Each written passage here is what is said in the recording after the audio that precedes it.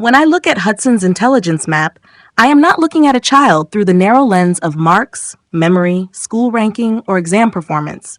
I am looking at how his mind is actually wired to learn, respond, create, connect, and find meaning in the world.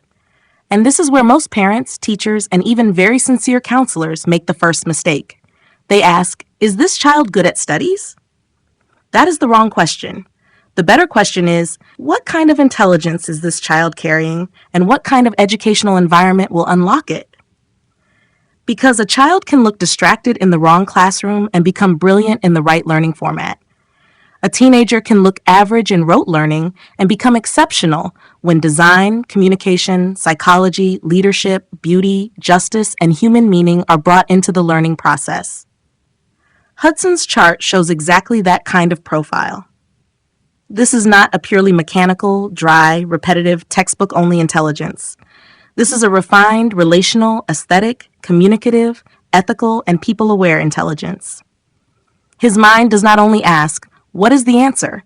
His deeper system asks, how does this look? How does this feel? How does this affect people? Is it fair? Is it meaningful? Can I express it beautifully? Can I connect it to something larger? That is the key to understanding him. In Vedic Intelligence Mapping, I do not diagnose intelligence only from one planet or one house. I look at the planetary karakas, the sign placements, the house placements, conjunctions, Jaimini karakas, and the way the planets interact through aspects. The karaka system becomes the core engine of diagnosis because it tells us which planet is carrying the soul's desire, which planet is carrying the career intelligence, which planet is carrying skill, relationship, courage, learning, and worldly expression. In Hudson's case, Jupiter becomes the Atmakaraka, the soul indicator. Venus becomes the Amatyakaraka, the career and applied intelligence indicator. This alone tells us something very important. Jupiter as Atmakaraka means his deepest intelligence is not satisfied by shallow learning. He needs wisdom, purpose, ethics, guidance, meaning, and a sense that what he is learning has value beyond the classroom. Venus as Amatyakaraka means his applied intelligence wants beauty, refinement, harmony, design, relationship, aesthetics, presentation, culture, comfort, and human connection. So immediately, I know this is a child who cannot be fully understood through conventional academic scoring alone. His strongest intelligence type is visual, spatial, and aesthetic intelligence. This is the dominant signature. Venus is not just present, Venus is highly important because it is the Amatyakaraka and placed strongly in Libra, connected to the self-expression of the chart.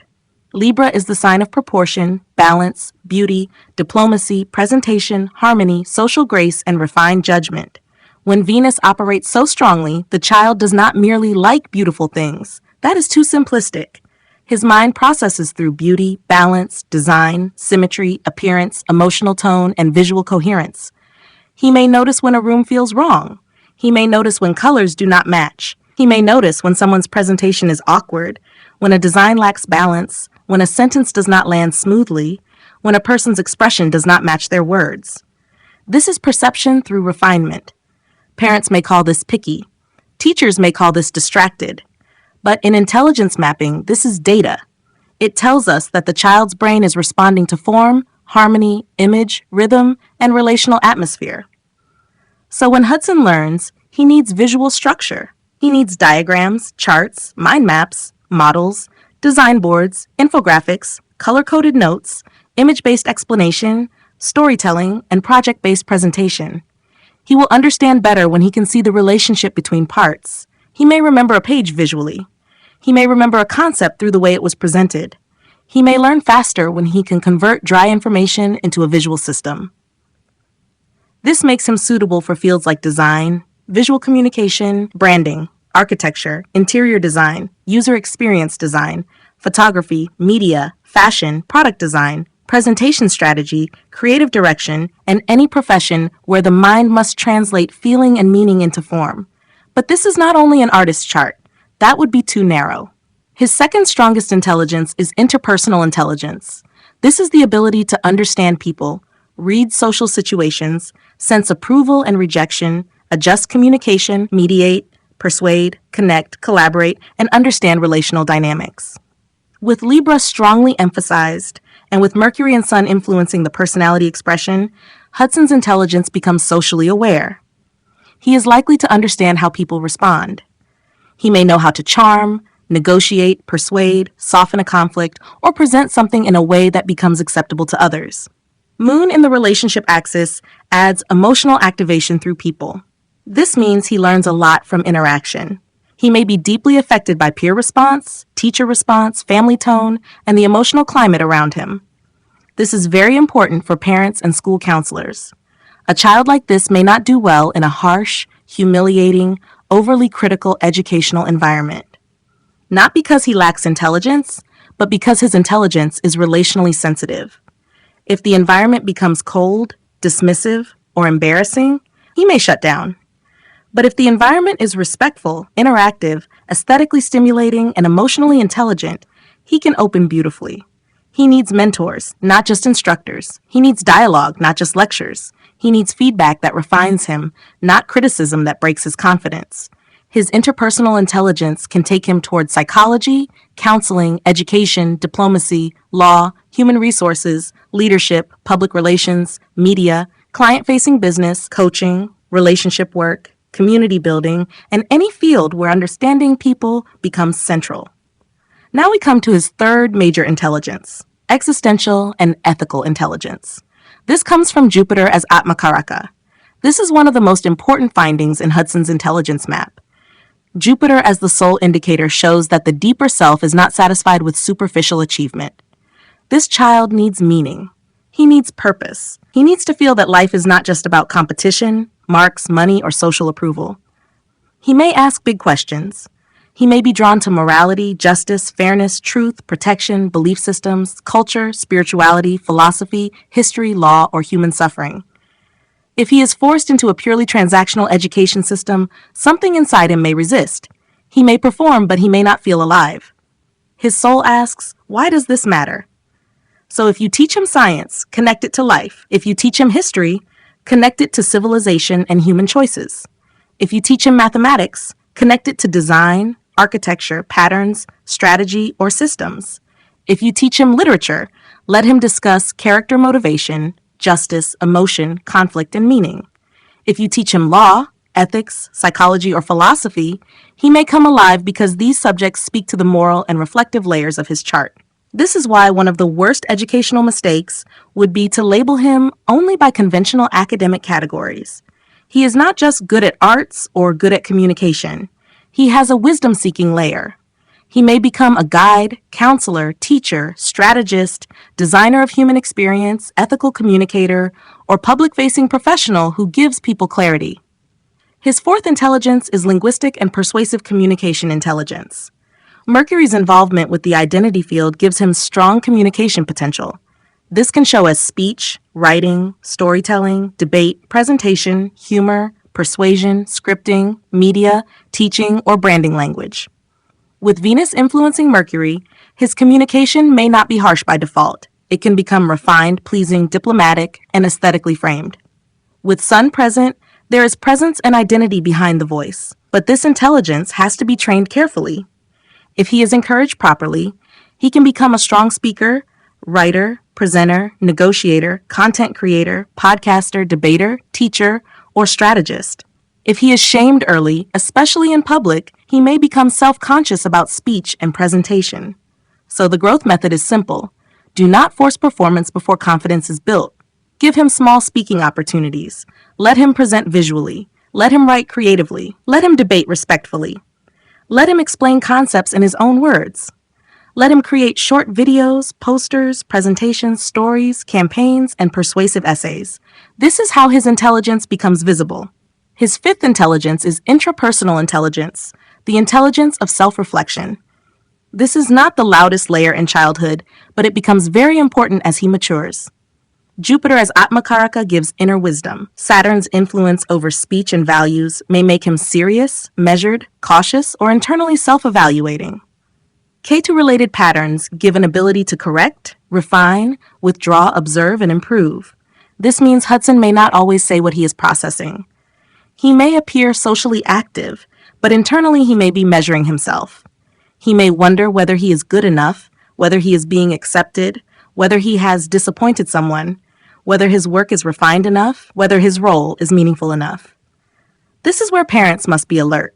A child with strong aesthetic and relational intelligence may look confident outside, but still carry private insecurity inside. He may need reassurance, but not empty praise. He needs accurate reflection. Tell him what he did well. Tell him what can be improved. Show him the method of improvement. Do not attack his identity. This chart benefits from journaling, mentoring, reflective conversations, art-based self-expression, guided self-assessment, emotional vocabulary, and ethical discussions. Now, what about logical intelligence? Hudson does have logical, mathematical, and systems intelligence, but it is not his first operating mode. This is a very important distinction.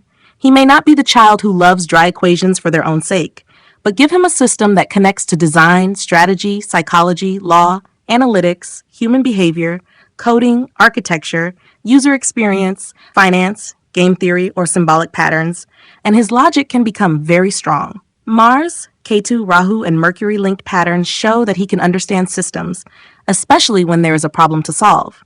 But the system must feel alive. It must have application. It must have purpose. It must have a visible outcome. So do not say, he is not logical if he resists boring formats. Say, what kind of logic activates him? He may enjoy puzzles, strategy games, coding with visual output, app design, behavioral analytics, psychology models, debate logic, case analysis, legal reasoning, design systems, data storytelling, or research that has a human angle. This is where education psychology must become intelligent. Not every logical mind looks like a mathematician. Some logical minds are strategic designers. Some are legal thinkers. Some are behavioral analysts. Some are systems communicators. Some are visual problem solvers. Hudson's logical intelligence becomes strongest when it is joined with beauty, communication, people, and purpose. His bodily kinesthetic intelligence is moderate but useful. Mars in the skill zone gives action, courage, initiative, and hands-on learning. He may need movement, performance, role play, drama, martial arts, sports, dance, prototyping, craft, photography, or presentation-based learning. A completely sedentary education style may reduce his energy. He needs to do not only read. So for him, a good classroom is not only a desk and a notebook. A good classroom is a studio, a debate hall, a lab, a stage, a design table, a counseling room, a museum, a courtroom simulation, a media room, and a real-world project space. Musical intelligence is supportive. Strong Venus and Mercury can give rhythm and language, voice modulation, sensitivity to sound, poetry, lyrical expression, theater, spoken word, or music as an emotional regulation tool. This may not be the primary career path unless other factors support it through training and interest, but it can be a beautiful confidence builder.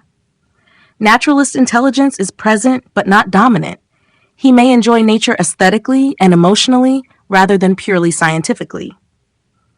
Nature walks, gardening, animals, environmental design, sustainability, herbal studies, or nature journaling can calm and ground him. But the main intelligence engine remains aesthetic, relational, communicative, and philosophical. Now let us speak about the challenges. The first challenge is approval sensitivity. Because Libra and Venus are strong, Hudson may become too aware of how he is being seen. He may adjust himself to please others. He may want harmony so much that he avoids conflict. In school, this can look like politeness, but under pressure, it can become indecision or loss of personal voice. The growth area is self-trust. He must learn that being liked is not the same as being aligned. He must learn that beauty without truth becomes performance. He must learn to say no gracefully. He must learn to disagree without guilt. The second challenge is emotional reactivity in relationships. Moon and Aries in the relational field can make emotional responses quick. He may react fast when he feels ignored, dismissed, challenged, or emotionally exposed. He may want immediate response from others. He may not like slow emotional processing. The growth area is emotional pause. Teach him to name the feeling before acting on the feeling. Teach repair after conflict. Teach him that directness is powerful only when it is balanced by listening. The third challenge is hidden anxiety and perfectionism. Rahu and Virgo-type patterns can create private overthinking. The child may look composed outside, but internally keep analyzing, correcting, comparing, or worrying. This can disturb sleep, confidence, or decision-making if not guided. The growth area is healthy routine. He needs structure, but not suffocation. He needs standards, but not perfectionism.